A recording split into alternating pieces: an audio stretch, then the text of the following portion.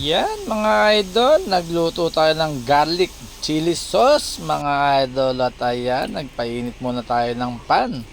At syempre, kailangan dyan mga idol, kalahating litrong mantika para mas masarap ang kanyang lasa. At ayan mga idol, yan muna palang inuna natin, yung nasa rep na stock natin yan mga idol, at ginayat lang natin. Yan muna yung ating lulutuin, at pag yan ay medyo tuyo na mga idol, yan, halo-halo lang mga idol, at sigurado yan mag-iiyakan ng mga kasama mo sa bahay. At kung wala po kayong exhaust fan sa loob ng bahay, ay sa labas nyo iluto ito at siguradong mag-iiyakan lahat ng kasama mo sa bahay mga idol.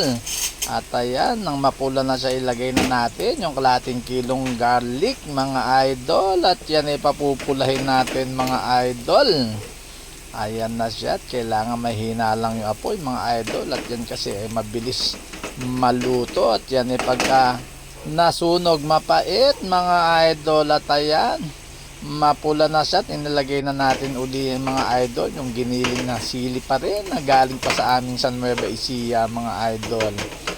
At ayan na po, halo-halo na lang ng konti mga idol. At syempre para miso siya, lalagyan pa rin natin yan ng oil mga idol, at yan ang magpapasarap niyan. Ayan, konting-konti na lang yan mga idol. At ayan na po, pinatay na natin yung apoy, at talaga namang nangangamoy na. At ayan na ang finished product mga idol. Tama-tama, at alam nyo na ang kapartner nito. Bye-bye!